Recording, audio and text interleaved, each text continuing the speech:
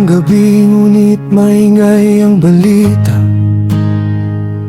Pangalan ni Senador Bato ang laging nababanggit nila sa bawat himpilan, sa bawat usapan. May mga tanong na naghahanap ng kasagutan. Minsang matatag sa harap ng sambayanan, ngayon'y sinusubok ng panahon at kapalaran. Mga matang nakatingin sa bawat galaw, habang ang mundo'y tila naguguluhan sa ingay ng sigaw. Kapag ang daan ay puno ng pangamba, saan hanap ng lakas ang isang tao?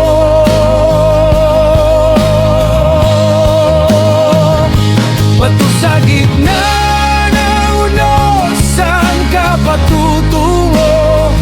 Habang ang hangin ay malakas na humahampas sa'yo, maraming salita ang bumabato mula sa paligid, ngunit ang panahon lang ang makapagsasabi ng lahat.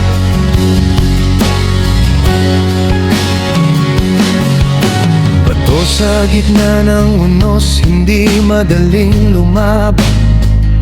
Kapag buong bayan ay may kanya-kanyang pananaw,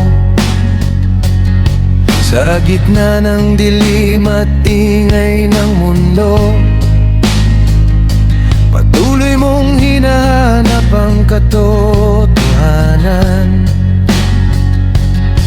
May mga kaibigang nananatili sa tabi, may mga lumalayo kapag dumating ang bigati.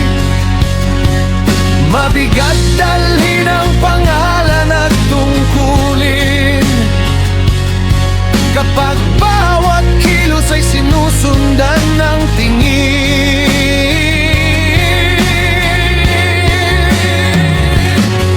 Sa Senado man o sa anumang lugar, hindi maiiwasan ang unos na dumaratal. Ngunit bawat tao'y may karapatang marinig, bago humatol ang mundo sa kanyang tingin.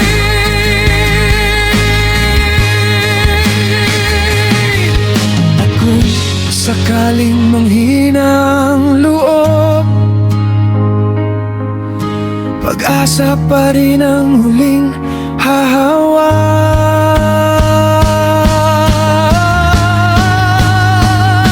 Bato sa gitna ng unos, saan ka patutungo?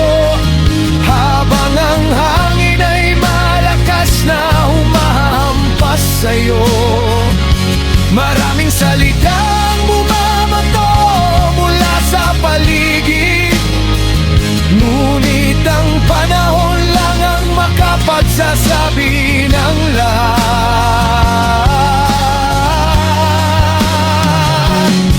May mga sugat na hindi nakikita, may mga laban na sa puso dinadala.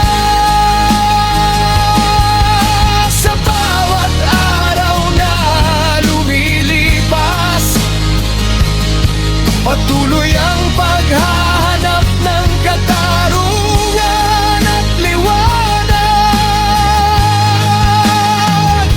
Bato sa gitna ng unos, patuloy ang paglalakbay. Kahit mabigat ang krus na pasan sa buhay, darating din ang araw na lilinaw ang lahat, at malalaman ang sagot sa bawat tanong. ng bayayan.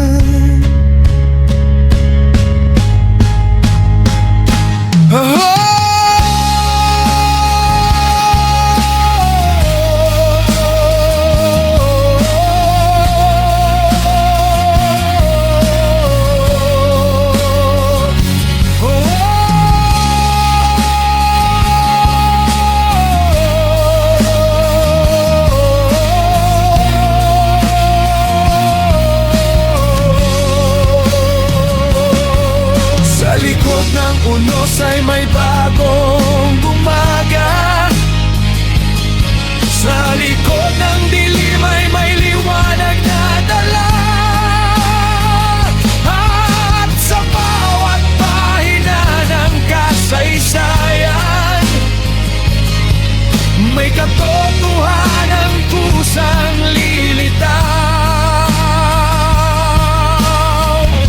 Sa tamang panahon,